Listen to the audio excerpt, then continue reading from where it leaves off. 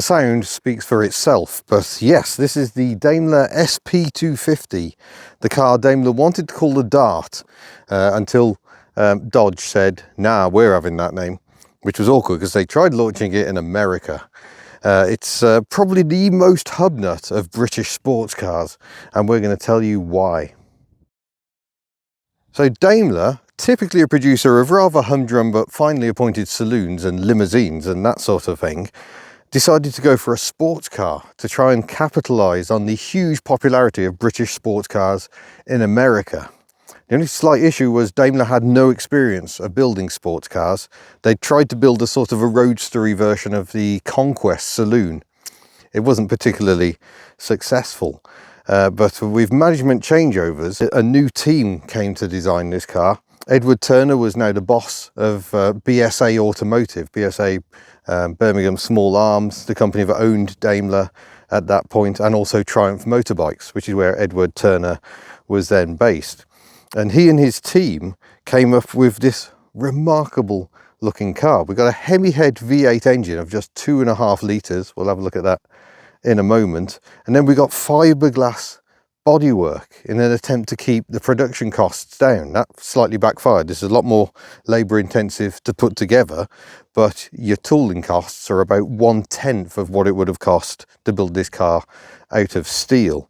But Daimler was starting to struggle, found itself in the arms of Jaguar that wanted the extra production capacity, and Jaguar did actually tolerate the SP250 for a good few years. Even though it launched the E-Type in 1961, this was kept until 1964, and Sir William Lynes himself even designed a more beautiful version, the SP252. But this was always a flawed car, and that's one reason I really like it. I mean, the flaws start here at the front, where it's just a bit ungainly. I think this one looks better. It hasn't got the front bumper mounted, and I think that improves the looks a lot. It's still got the classic Daimler crinkles, but applied to a sports car. But the overall proportions are just a little peculiar.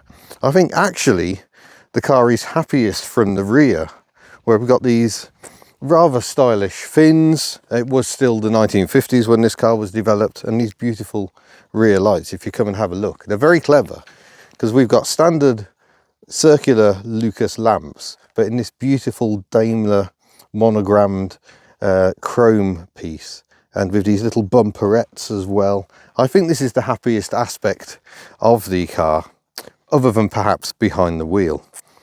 So let's take a look inside. For a start, we've got the benefit of having actual winding windows. That was very unusual on a 1950s sports car. I think the Jaguar XK150 open two-seater finally had them, but previous to that, and even the early MGBs and midgets still had side screens that you just had to kind of stick in place. So to have actual winding windows, and the frame does go down into the door, is a bit of a novelty.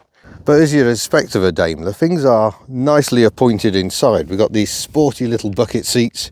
They are arguably a little too little.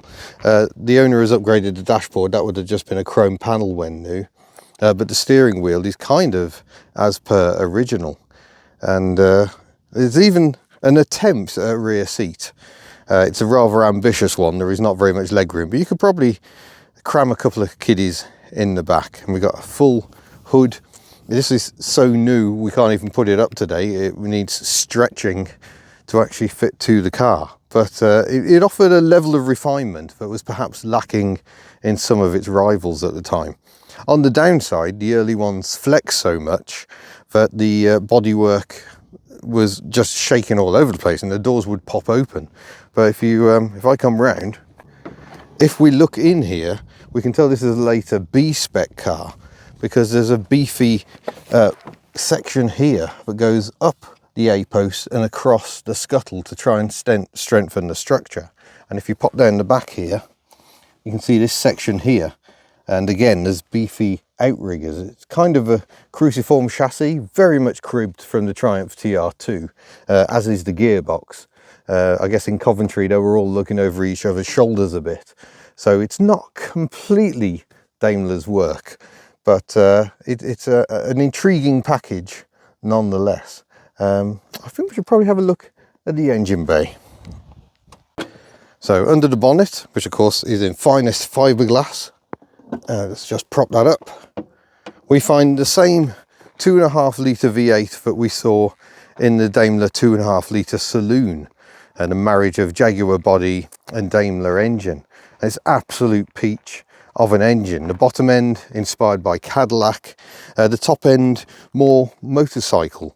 The inlet manifold very well designed to ensure a good balance of fuel to all 8 cylinders. There's a high camshaft with short push rods, unequal length for exhaust and inlet, and that helps it be nice and revvy. But that clever inlet with the twin SUs means it's a very flexible, very tractable engine. So even though it's only 2.5 litres, it's got a good amount of low down torque. Produces about 140 brake horsepower, which is enough to take the Daimler SP250 up to about 122 mile an hour. There was also a 4.5 litre version of this engine for the Majestic Major limousine. They could do 120 miles an hour, and it's said that you can fit those engines in one of these without too much work, which must be terrifying. They're over 200 brake horsepower. But we've got the distributor cap back here, the lovely dynamo with Daimler on it. But there are some big changes right here at the front. For a start, we've got an electric cooling fan, should we need it today. But the biggest change is we actually have a steering rack. Originally, these cars had a steering box. It was not a particularly good design. It was quite vague from the factory. And this owner has assembled his own rack and pinion setup. So we've got lighter, more accurate steering at the expense of the original fan position due to the rack, which is why we've gone electric. But otherwise, largely stock under here. Just mild modifications to the cylinder heads that now have valve stem seals, which the original engines did not have. Made them quite smoky. But yeah, I think we really need to get on board and go for a drive. Or shall we have a look at the boot? Let's do that. Yes, the boot is it's a bit stiff because there's a new seal, but it's massive. Really, really practical. So a nice deep shape. We've got the fuel tank ahead of it, and plenty of room for bags. And I love that owner John has made his own bag for jump leads. He's never had to use them, but they're there. He's got a tool roll in there and all sorts. So it's a very practical sports car. Right, let's jump aboard. Bit of a squeeze. There you go. The windows do rattle around a little, but these were never perfect cars. But once you're in, the pedals are very offset to the right. So the throttle is actually kind of behind that strengthening strut, which is a bit weird. You have to try and find your way to it. But the steering wheel thrusts at you in that typical sort of British sports car style. So your elbows are quite bent. And then just simple lights, panel lights, more panel lights and wipers. We've got a hidden switch under here for that electric cooling fan. Oh, you're anticipating some wiper action. I was. This one doesn't have washers. They were still optional, but the owner is going to be fitting them. But look at that. Good overlap from those dinky little wipers, and no triangle of doom. I mean, they don't sweep all the window, but I think by British sports car standards, we can call that a win. I need to address this as well. This part of the steering conversion, it no longer has a steering column going all the way to the front, which had the original indicator wiring. So this is just sat here for the moment. The owner is waiting for a contact switch, because that will be your indicators. But he's got to completely re-engineer how the wiring works. So at the moment there's a hidden switch under here for the indicators, which for extra amusement works the opposite way around to what you expect. But the gearbox is here, and I'm going to have to put my foot on the brake to demonstrate it, because the handbrake is appalling. First gear there, second, third, fourth, and I suspect John made this gear knob himself. It's lovely. I guess you really want to hear the engine run, so I'm glad we did this on a hill. Right then, into neutral, ignition on. How smooth is that? It's absolutely delicious. So I'm having to heel and toe. Oh, that is a beautiful noise. We shall capture much more of that as we go along today.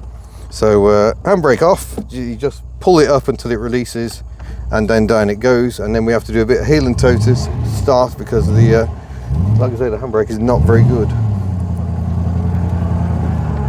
Oh, hi, coming over the crest. No synchro mesh on first gear, sounds straight cut, so a delicious whine to it. In fact, you're always aware of the transmission noise coming out down there.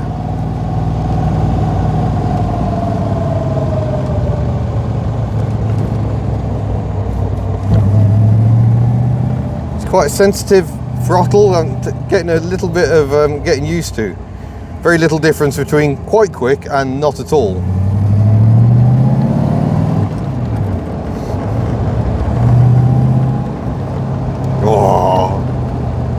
It is a beautiful noise. It is creamy and silky, smooth, which is unusual for a V8, I think. A straight 6, you kind of expect that, but V8s tend to be a little lumpier. This is one of the smoothest V8s I've ever driven. Taking care to mind the sheep that appear to be mildly free roaming. Hello, sheep. Sure, he's having a lovely day in the sunshine, while the countryside burns behind us, as you probably saw in that opening shot. Over the cattle grid, will it shake us to pieces? No, not really. The ride is actually really nice and smooth. Now, manual gearbox was not your only choice in the SP250. You could have an automatic, which I think was a masterstroke. American buyers were quite used to automatics. There were not many automatic sports cars, but I think generally, even in America, someone going to the trouble of buying a sports car was quite happy to change their own gears. But where the automatic found unexpected success was with the police. The Metropolitan Police in London had a fleet of SP250s, automatics, little bells on the front, and they used them to catch naughty motorcyclists. It was the only thing that could keep up with them. I am in love.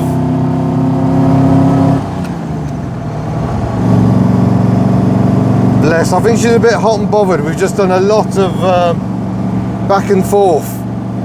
So let her stretch her legs and have a clear out. Oh, absolutely beautiful. Miss HubNut is currently testing the superior space of the back seat. Is it good? No, it is not good. So Daimler anticipated that they would sell 1,500 of these in the first year and then 3,000 every subsequent year. Yeah, not so much. In a 5-year production run, they sold 2,674, I believe.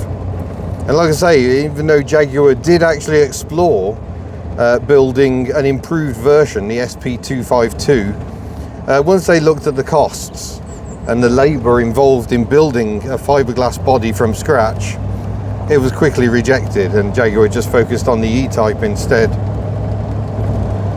It's a bit of a shame. This is a car you feel didn't quite get to show its full potential.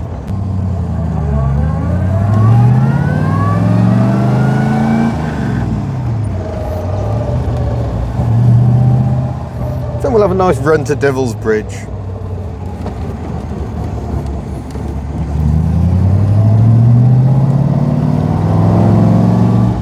I'm in third gear at the moment. We're doing 20 miles an hour in third. It is such a tractable, well-behaved engine. So even though it is so little, you can slog along and it is happy as can be. The steering obviously feels very different to stock because it's rack and pinion, and it's got a really nice weight to it. You do have to heave on it a little because it is unassisted. But yeah, it's got a lovely feel to it. And there's our favourite sign. Still in third.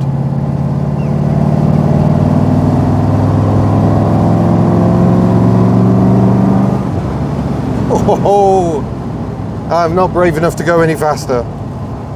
It's just so smooth. This is actually my first time ever driving one of these. I've driven a few of the Daimler saloons with a V8 engine, and even once got to drive a Majestic Major, but first time finally driving an SP250. A lot of people still call them darts, even though they were not allowed to use the name. Very rare special vehicle operations Land Rover Discovery. Are you panning around? No? There we go. Hi. Sorry, very rare factory built Land Rover Discovery van.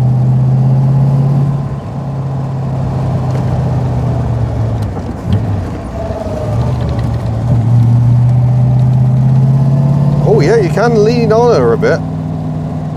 Got Pirelli Cinturato tyres, so she should be quite grippy. Would have had cross plies originally.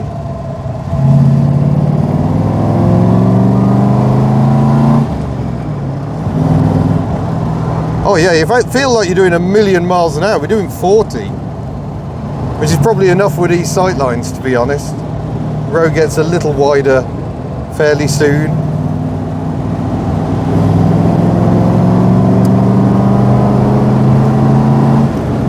Oh, 60 miles an hour. And with the windows in place, the buffeting's not actually too bad either.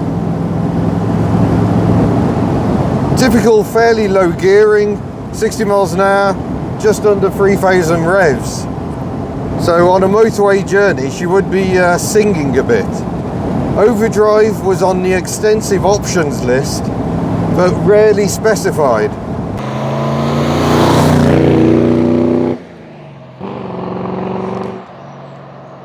Oh, this is so smooth. The ride is also absolutely amazing. That is a bit unexpected. We're still on simple old leaf springs at the back. It's a double wishbone at the front. Oh, big changes going on at Erobave Caravan Park.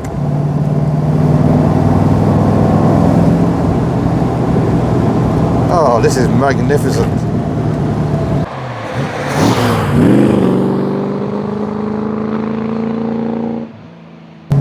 It's a car really where the engine absolutely dominates, but that's a bit unfair. I think it actually holds together much better as a car than I really expected. I wasn't expecting the comfort and refinement from a fiberglass bodied sports car by a manufacturer that knew nothing about sports cars. I'm delighted to say that one of the original prototypes still exists and is owned by the Jaguar Daimler Heritage Trust at the British Motor Museum. So you can go and see that car, and you can see it when you come to Rustival on the 30th of August. We are holding that at the British Motor Museum. All wheels are welcome. Bring whatever car you like. We're going to have a lovely mix of stuff. It's going to be an excellent day. And so endeth the plug. Right, let's open her up a bit more.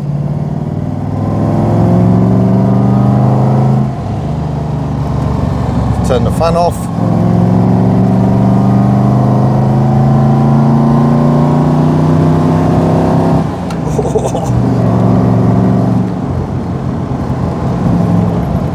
Oh wow, this is such a fun car to drive. What a shame they didn't build more of them. Thankfully there's a very good survivor rate. There's well over 1,000 survivors.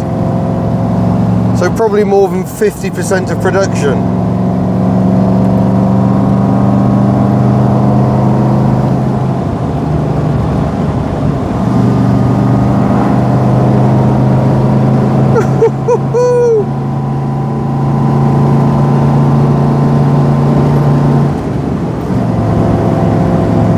It is not a fast car.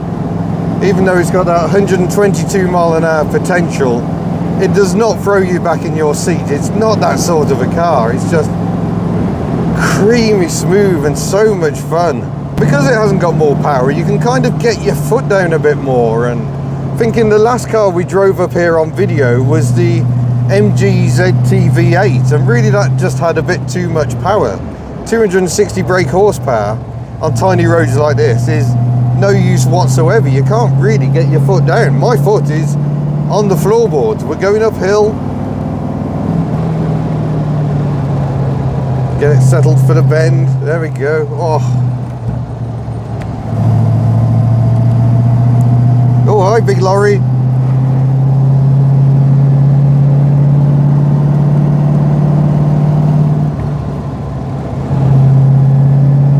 What a car.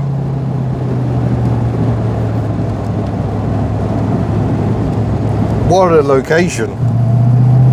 It's a bit cozy in that footwell though, to be honest. Catching the brake with my throttle foot. He said wear your smallest shoes.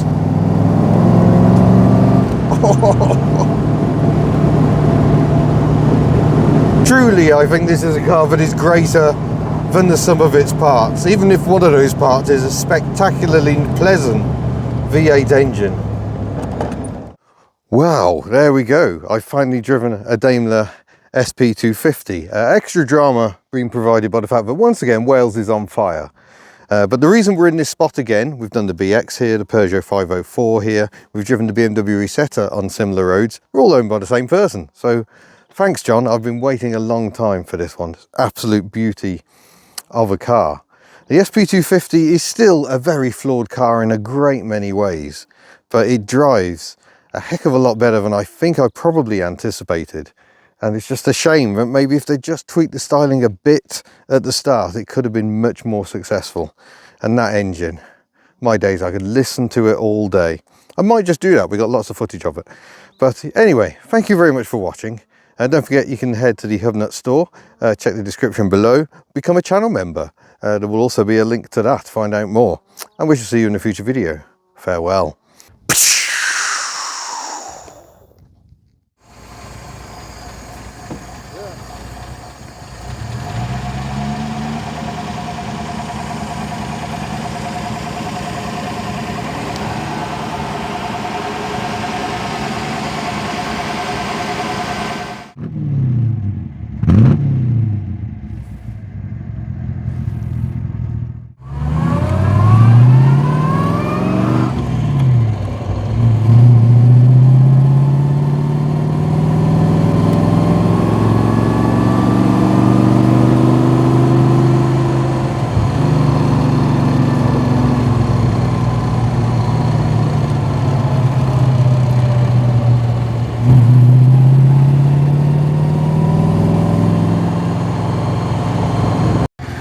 Apparently this is a graceful dismount.